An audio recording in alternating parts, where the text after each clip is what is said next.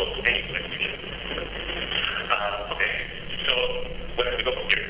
And then you can use these two steps and we can use the computation of the working here in the side. And you have use of symmetry that they have high term equation just not come through. I think the best thing to do is to get for that two of the equation.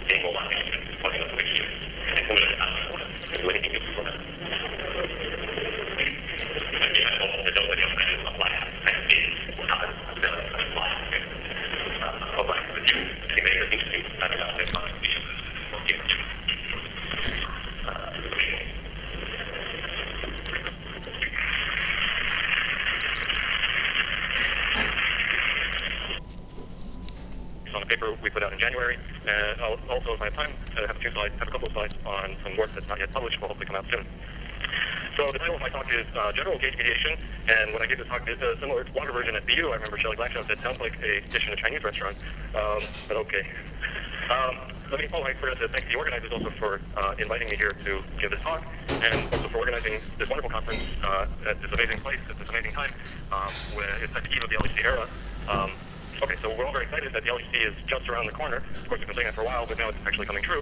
The LHC is just around the corner. I have nothing to add to this other than my enthusiasm, and perhaps one observation that here at CERN, we can really afford maybe to be more precise in our language. The LHC isn't actually around the corner if we're sitting here in the auditorium. It's more across the street. So anyway, I hope you've all had a chance to go and have a look.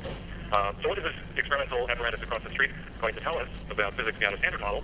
Well, there are many possibilities, and I guess because there isn't a compelling model out there, we have to make a choice of what to work on and what to talk about. So the choice I'm going to make today is to talk about supersymmetry out of personal taste, and also I do believe I feel it's the most well-motivated candidate for what we might see at the LHC. So suppose we see supersymmetry at the LHC. Well, I think it's safe to say we have our work cut out for us.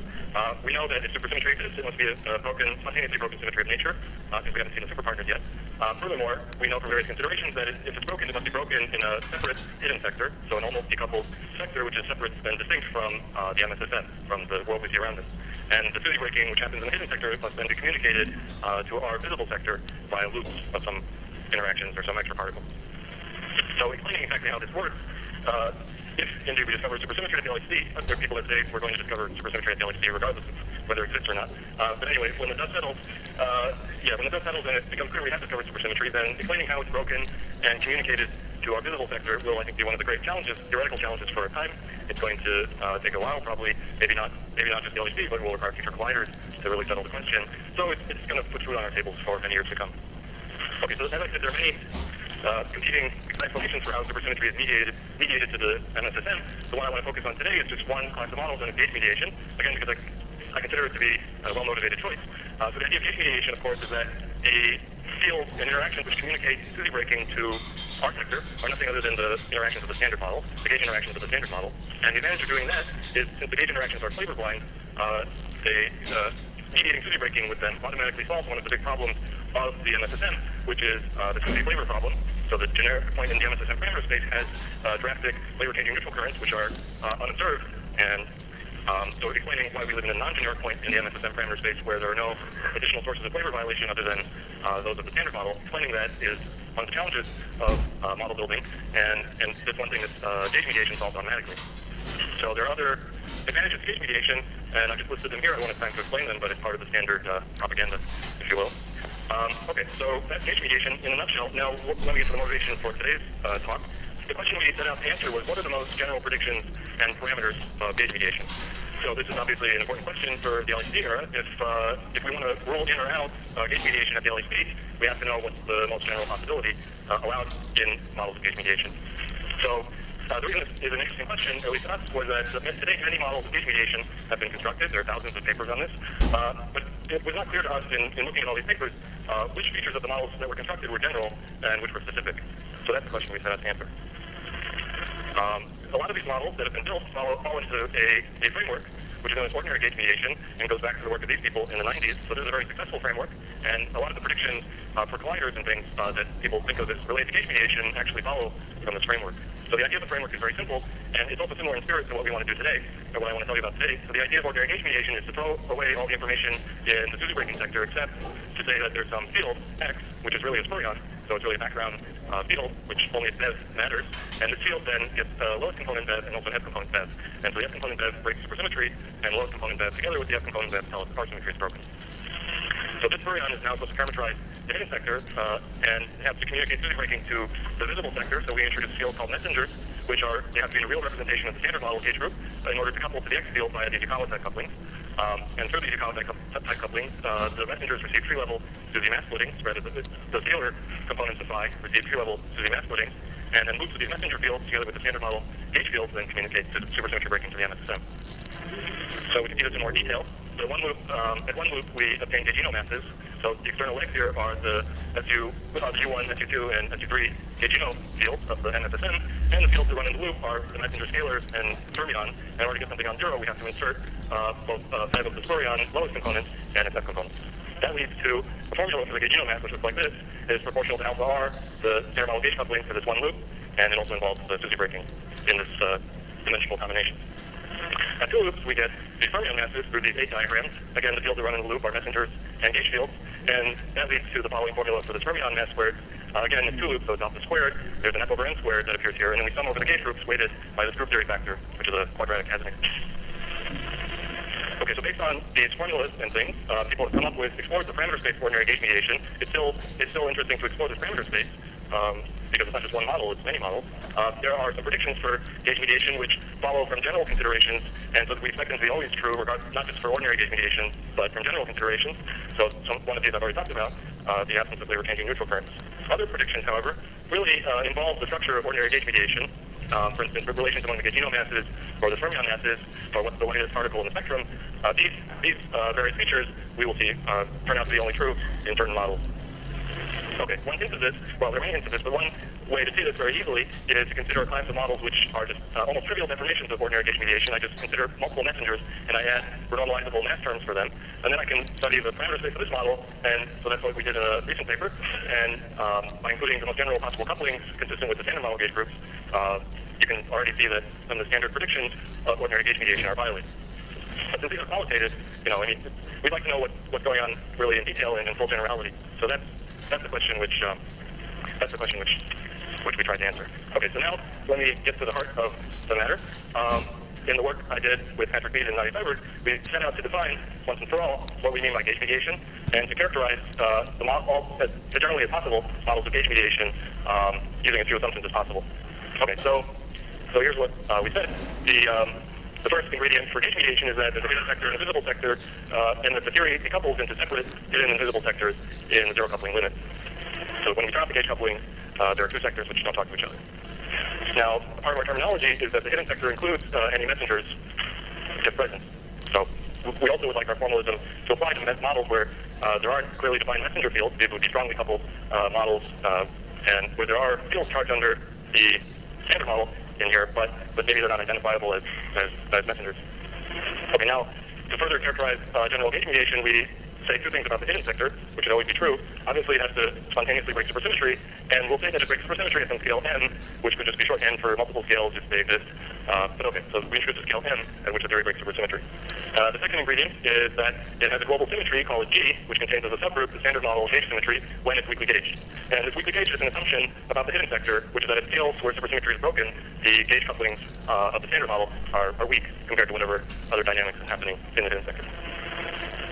Okay, so our strategy for analyzing this class of models in generality is to start by analyzing the hidden sector at zero coupling, and we'll just assume for simplicity U1 global symmetry.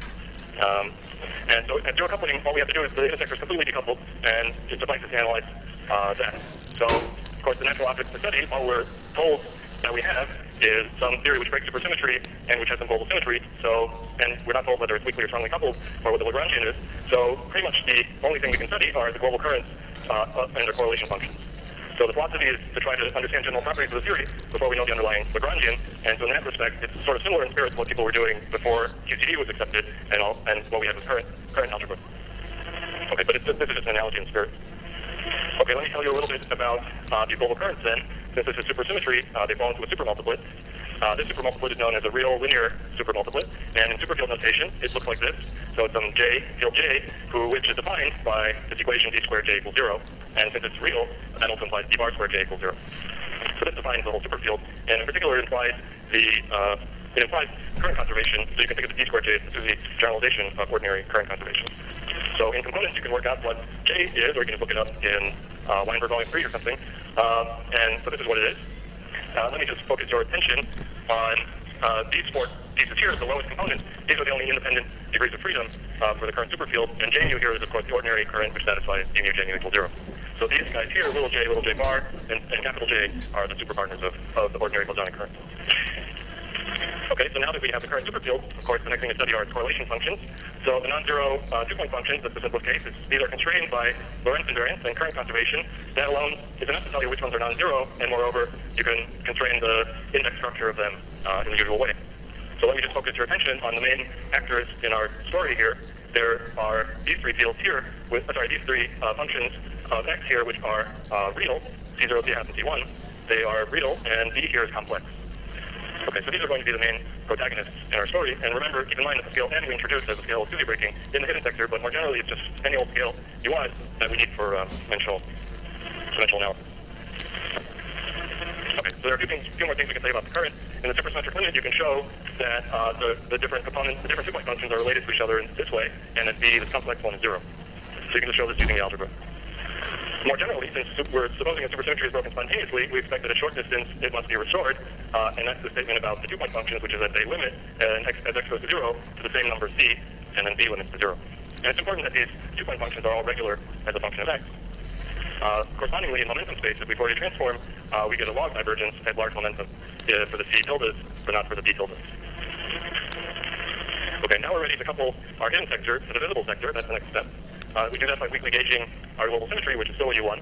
So this is how we weakly gauge the global symmetry. We just add the vector superfield coupled linearly to the current superfield.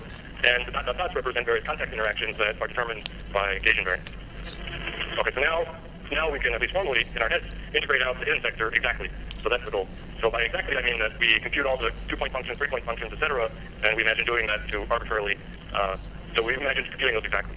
However, since we're assuming that G here, the gauge coupling, is small, we can still work perturbatively in G, and then we can extract what's the effective Lagrangian at order G squared so we integrate out the hidden sector, and all we're left with is the gauge field, and it's the gauge supermultiplet. So our effective action is for the gauge supermultiplet, and at order G squared, it just looks like this, where we use the 2-point functions that we mentioned before to get all these quadratic terms in the Lagrangian. And keep in mind this is a function of p squared, so it really involves all the derivatives. It's not a low energy effective Lagrangian. It really has all the information at this order in G squared. Okay, now we can read off a few things about this Lagrangian. So the first is a beta function. When we integrate out the hidden sector, since it has fields charged under the U1, we expect that the U1 beta function changes. So that's this statement. If we stare at these terms here, which are the kinetic terms basically for the gauge field, and then we remember that all the pieces of C tilde are the same at large momentum, well, we have the same dependence on the cutoff, so there's some common number C here. And so now we see that the beta function is this number C, that the existence of which we deduced earlier. So C is the hidden sector contribution to the beta function. We can further read off at tree level another fact about the visible sector, and so that's the gaugino mass. So we see here the gaugino mass is trivially follows from the form of the effective action. It's just this term evaluated at 0 momentum. So what we're saying basically is that the gaugino mass is given by some 2-point function of the currents of the gauge of this global symmetry, which is weakly gauged. So that's the formula for the gaugino mass. And then the fermion masses are obtained by doing loops of the gauge field. If we imagine there's some fermion field which has charge, say, +1, that we add to the theory, then the way it knows about supersymmetry breaking is because now the kinetic terms for different parts of the gauge supermultiplet are different. So we get these different diagrams here which don't cancel, and which leads to this formula for the fermion masses. Okay, so from this it's straightforward.